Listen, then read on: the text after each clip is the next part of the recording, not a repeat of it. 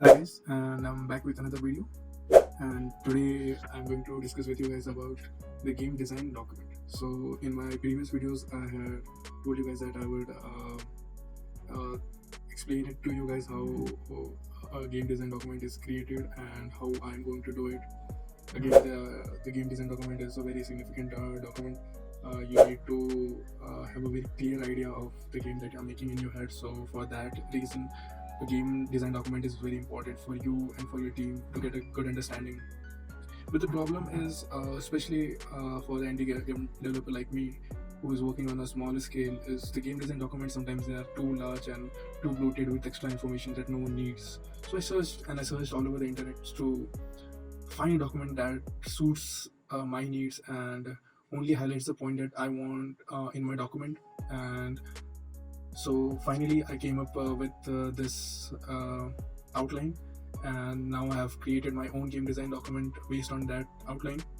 And again, I did not want it to be very big and bloated, so as you can see, it's not very big. And I have specially named it a one pager because although it is 4 pages, but it is a one pager because the information here is very small, just what I need and just what I need in my game, and most of it, I think half of it is concept art and inspiration and all of those things. So I just wanted it to be very small and precise, so when I read it and I don't get confused. If I get a team member and we start working together, they don't get confused. It should be very small, very precise, to the point, and when you read it, you should straight away get an idea of what I'm trying to do. So this is how I created the game design document. So as I stated earlier, the main things that you need to cover in your game design document is first your basically the elevator pitch, or the game overview, what the game is, in like a very small 2 to 3 sentences, so that you can hold people's attention. So that is the very first thing, is the game overview or the elevator pitch. And then I've added the concept art, as you can see. And then you should also then you will get into the main features that you're going to implement in your game. The very first thing is the story, then the visual style, then interesting mechanics, unique selling points. Now the next topic is target platform, which audiences are you targeting. So and after that, it will be the timeline and your development milestone, like how are you going to complete your development, when are you going to start testing, when you're going to release your game. So all of that I have mentioned here. So now let's start bit by bit and break it down, how I've written my document, and what you should basically write in a game design document to make it clear and not bloated. So let's start. So as you can see, I've specifically included one page in my title, so it is very clear that I don't want a lot of information here. I only want what's necessary. So and then I've included the metadata. So this is created by me, the date on which I created it, and the project name. So it is basically the working project name of the game, which is Neon Hunter. Now theme basically is Blade Runner meets vampires. So basically this is this is where how I would like my game to feel like, is very a neon inspired city, and it's overrun with vampires. So this is basically the theme that I want in my game. Now moving on to game overview. A game overview. So as I said, you have to be very precise, and every sentence in your game overview should be very targeted and should highlight a very specific thing about your game. So as you can see, the very first sentence here is a top-down 2D hack and slash vampire horde clearing game set in a neon inspired city run over by vampires. So this first statement basically states what the game is going to be. It's going to be top-down 2D game. The style of game is a hack and slash, and it will be horde clearing, and it will be set in a neon inspired city run over by vampires. So as you can see, even the first sentence contains so much information. So like this, you have to make sure that everything that you're writing has a specific meaning. Now moving on to the second sentence. The player assumes the role of a character blessed by gods to rid the city and the night of vampires. So now the second statement talks a bit about what the storyline is. So not giving the entire storyline, but just enough so that people can understand what the setup is going to be. Now the third sentence, the player will have special powers and abilities to aid in fight. So this basically signifies how our game is going to play out. So As you can see, every sentence is very deliberate. First, we are defining what kind of game we are trying to make. In the second sentence, what the basic storyline is going to be, and in the third line, how the gameplay is going to look like. So this basically gives a clear idea to the reader what I'm trying to do here. Next, we have concept art. So this concept art I have created by myself. Now I created this concept art so that I have a very clear idea of how I want the game to look in my head, and even when I show it to others, they can understand how I want my game to look like. So like you can write 1,000 words, but I think showing this one single image can help a person understand a lot about how you're trying to make the game and what the theme of that game should be. So this is how the concept art should be important. Here I've created this one concept art that basically gives the idea of how the game should look like. Now moving on to the next part, that is references and inspiration. So basically, which games am I taking inspiration from, that I feel like I can take ideas from their design, take ideas from their movement, take ideas from their mechanics.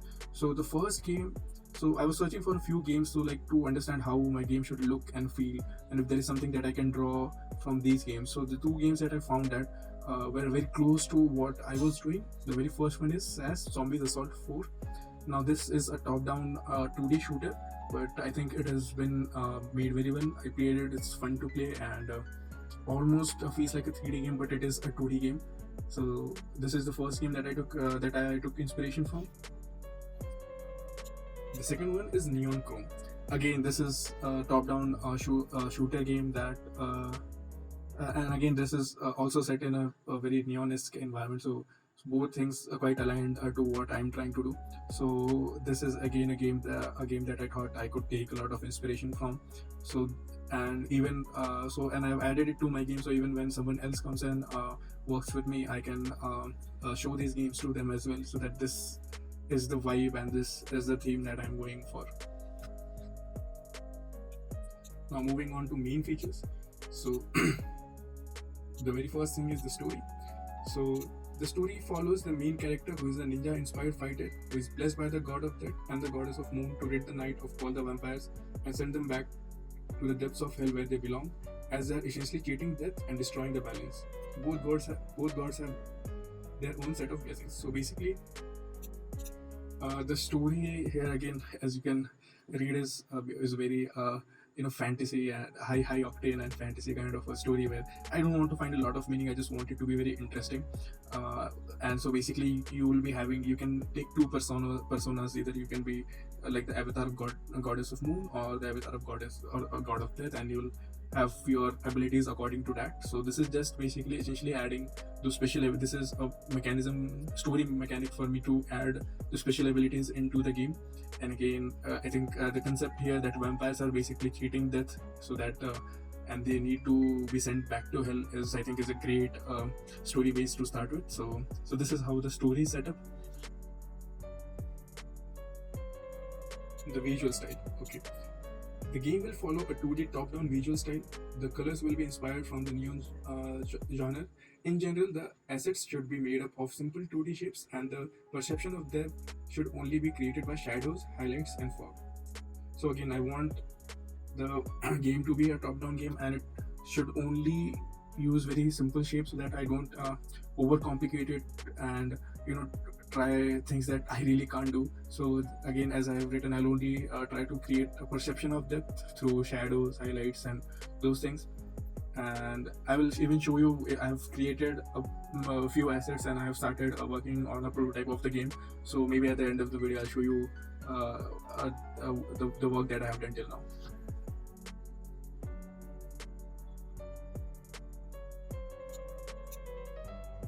So now the next part is interesting mechanics. So what are the different mechanics that makes the game stand out are basically listed here. So on top of player's basic attacks, the player will have one projectile spell, two passive spells, one active spell, one special move. The player will also have a dodge button to dodge, and all of these, and the dodge will go to cooldown once used. So basically, as so all these abilities will have a cooldown. In general, they should have a cooldown, and even the dodge mechanic will have cooldown. I've already implemented the dodge mechanic, so I think I can show that to you guys again. So these are the different things that I feel like these are the mechanics that I have to implement, and I have to implement them in such a way that they're interesting and fun to play. Now, how the level design is going to be. So the level design, the player will get to choose and upgrade spells before every level in the loadout screen. Then the player will have to reach the end of level to complete it. Completing 3 levels will reveal a boss battle, and defeating all the bosses will finish the game. So basically, this is how I've laid out how the level design should be, so that in my head I'm very clear how I have to design a level, each and every level. So now, what are the unique selling points in my game that I believe are unique selling points? So the very first thing would be the neon setting. I think neon setting could be very intriguing. The lights, the vibe in general can be very interesting and eye-catching. The ninja-inspired main character, so all his moves and his mechanics will be ninja-inspired. So I think that will bring a coolness factor to the main character. And again, he'll have special abilities that will stand out.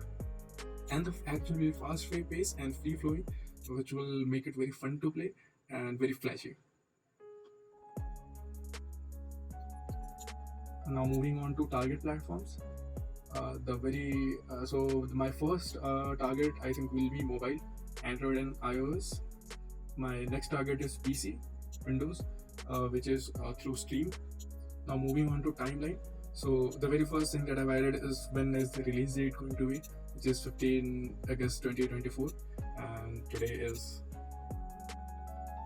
24 April, so basically almost 4 months, less than 4 months now. So I think I'll be able, I hope I can finish it in 4 months. Let's see. I hope I can finish it in 4 months. So this is how I have broken down the different milestones. So the very first thing is concepting and researching. So I'm already done with this part. So everything related to how the game should look, creating the concept art, what are the different asset types and different resources that I'll require for this was in concepting and researching part. I think I've done all that. So I gave myself 6 days to do that, and I think I did it quite well. Now I've moved on to the prototyping step, which I started from 15 March and it will go to 15 April. Prototyping from 15 April, it will go till 15 April to 15 May, which is almost 30 days. So 30 days prototyping time that I have given to myself. Again, when the prototyping phase is completed and I feel like I have a good game on my hand, after that I can start working on the development phase, which start from 16 May and it will end on 15 July, which is a 60-day period. So almost 2 months after the prototyping is done, 2 months I'll be dedicating to the development, making sure that I'm able to design all the levels and all the mechanics properly in this 60 days. After that, I have given 20 days of time for testing, and in this time we'll try to fix any bugs or any major issues that the game is having. I'll also do alpha testing, beta testing if I can, to make sure that the game is working properly and it is ready to release. And on 6 August, 15 August, I will be working on the release part, so packaging the game and putting it on the different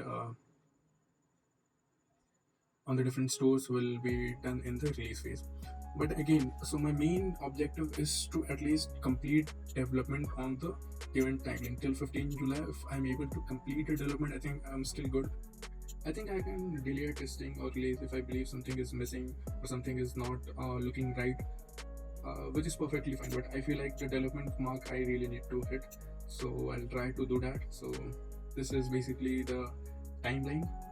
And now the very last thing is the possible names that I want for this game. So till now I've only come up with one name, that is Neon Hunter Kill All Vampires. Now I know the name sounds a bit goofy, but I feel like for a game like this, it's a perfect name. Again, just like this game design document, this name itself tells a lot about the game itself. So the game Neon Hunter. Basically, the name Neon Hunter puts a perception that you are some kind of hunter, and again, kill all vampires is basically the target is to kill all the vampires. So I feel like it's a perfect name. It's catchy. So this is for now. This is what I'll be going with. Maybe in future, if I have a different name, I'll try to look for. But I feel like this is a good name. Unless I find a better name, I'll stick to it. In my capacity, I think this is a good game design document. It gives a very clear idea of what I'm trying to do. Again, for a way, you can add other things to it as well if you want, like what is the input system going to be, how the UI is going to look.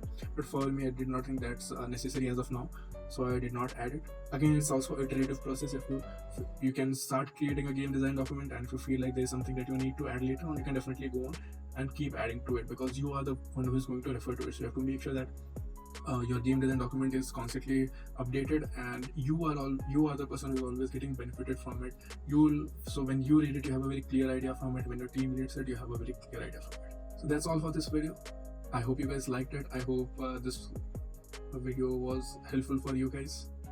Again, this is the very first devlog that I am posting for this game, and I'll continue to post new devlogs when I have finished more work on my game. Now, as I had promised, I will show you some of the progress that I've already made on my game.